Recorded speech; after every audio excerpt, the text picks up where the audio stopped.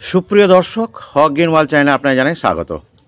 প্রথমেই চলে আসছি আমি সিড পট দেখাচ্ছি, কারণ সিড থেকে অ্যাডেনিয়ামের চারা করা যায় সেটা আপনারা জানেন।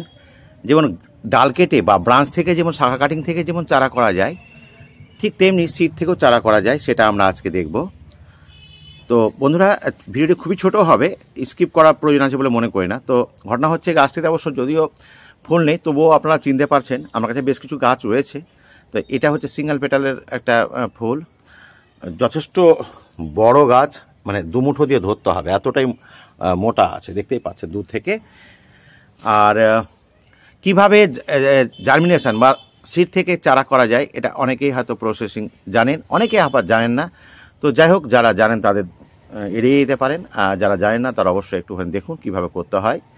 তো বন্ধুরা, প্রথমে সিডটা যখন গাছে দেখতে পাবেন একটু পরিপক্ক লম্বা চড়া হয়ে যায়, অনেক বড় বড়ও হয়, সে গাছের ভ্যারাইটি হিসাবে ব্যাপার আছে, বিভিন্ন ভ্যারি করে। তো এবার ওটাকে সুতো দিয়ে বা দড়ি দিয়ে একটু বেঁধে দিতে হয়, কারণ এটা হচ্ছে আপনার বিদারি ফল। বিদারি ফল কাকে বলি আমরা, যেটা পেকে গেলে ফেটে যায়। তো এবার পাকা ফেটে যাওয়া অবস্থায় দেখতেই পাচ্ছেন যে এখানে প্রচুর সিড আছে, দেখতে পাচ্ছেন কিনা আমি খুলে দেখাচ্ছি আপনাদেরকে, তারপরে পরের কথাটা বলছি। খুব ছোট ভিডিও হবে, আমি চলে আসছি, সিডটা বের করে নিই। তো সিডগুলোকে আমরা আলাদা করে নিলাম, এটা এর মধ্যে ছিল। তো সিডটা এবার এখানে বালিতে বসিয়ে দেবো আমি, এই জায়গাতে এমনভাবে বসালাম যাতে এর একটা ন্যূনতম ডিস্টেন্স থাকে আর কি, একটা থেকে একটা, যেন গাছগুলো বড় হতে পারে। কারণ গাছগুলো তো মোটামুটি 4 ইঞ্চি না, 4-5 ইঞ্চি না হলে তো আমরা এখান থেকে তুলব না। তো এবার এর উপরে কী করব, আমরা অল্প করে এখান থেকে যে কোকোপিট আছে, কোকোপিটটা ছড়িয়ে দেবো। এই কোকোপিটটাতে ন্যূনতম জলটা কিন্তু ধরে রাখতে পারে, তাই কোকোপিট দিয়ে ঢাকাতে দেবো অল্প অল্প করে, কোনো জায়গায় ফাঁকা যেন না থাকে। মানে এখানে একটু জল দিলেই জলটা ধরে রাখবে, যেটা জার্মিনেশন করার জন্য খুবই প্রয়োজন হবে। এইভাবে সম্পূর্ণ একটু একটু করে পুরোটাকে ঢেকে দিলাম পাতলা করে, এই বাস। এইবার এর উপরে কি দেবো আমরা, যেটা আপনার এই পেপারটা, টিস্যু পেপারটা দিয়ে দিলাম, টিস্যু পেপার যেটা বলি আমরা, এই টিস্যু পেপারটাকে দিয়ে একটুখানি স্প্রেয়ার দিয়ে জল দিয়ে দিলে এটা গুটাতে সুবিধা হবে। একটু স্প্রেয়ার দিয়ে এভাবে, দেখতেই পাচ্ছেন কত সুন্দরভাবে এটা গুটিয়ে গেল। আর বাকি অংশটাকে একটু বাইরের দিকে আমরা একটু ভাঁজ করে দিলাম। এতে সুবিধা হবে কি, যে জলটা সহজে শুকোবে না। এইভাবে আমরা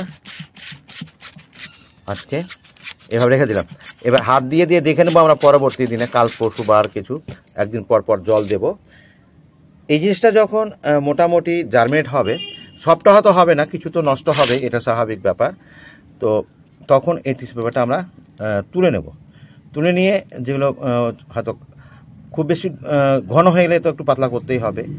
আর এইভাবে মোটামুটি আপনাকে 1 মাস তো রাখবই। তারপরে যখন যদি দেখি যে খুব ঘন হয়ে গেছে, তখন একটু বড় বেবি প্ল্যান্টগুলোকে তুলে নিয়ে ছোটো ছোটো যে গ্রোয়িং ব্যাগগুলো হয়, থাম পট হয়, বা ওর থেকে একটু বড়, মোটামুটি 2 ইঞ্চির মতো যে পটগুলো হয়, সেগুলোতে আমরা ট্রান্সফার করে দেবো। আর এখানে কয়েকটা থাকবে, এইভাবে হতে থাকবে। তো যদিও আমি এটা দেখাতে পারছি না আপনাদেরকে কীভাবে এর জার্মিনেটটা হয়ে যায়, তারপরে আমরা প্ল্যানটা তৈরি করি। তো পরবর্তী ভিডিওতে অবশ্যই দেখতে পাবো আমরা। আর সেই ভিডিও দেখতে হলে অবশ্যই বন্ধুরা, যারা এখনও আমার চ্যানেলটিকে সাবস্ক্রাইব করেনি তারা সাবস্ক্রাইব করবেন। আর ঠিক এরকম একটা বেবি প্ল্যান্ট থেকে এরকম বড় একটা প্ল্যান্ট হয়ে যাবে, ঠিক যেমন দেখতে পাচ্ছেন এরকম ছোট ছোট প্ল্যান্ট। এবারই প্রথম ফুল আসবে আর কি এগুলোতে, এতদিন শুধু ছিল, এই যে দেখতে পাচ্ছেন ফুল শুরু হয়ে গেছে। তো এইভাবেই ফুলগুলো আসবে। তো বন্ধুরা, যদি আপনাদের এই ভিডিওটা উপকারে আসে তাহলে অবশ্যই আমাকে সাবস্ক্রাইব করবেন আমার চ্যানেলটিকে, আর ফলো দিয়ে পাশে থাকবেন যারা ফেসবুক থেকে দেখছেন। আজ এখানেই শেষ করছি, ধন্যবাদ।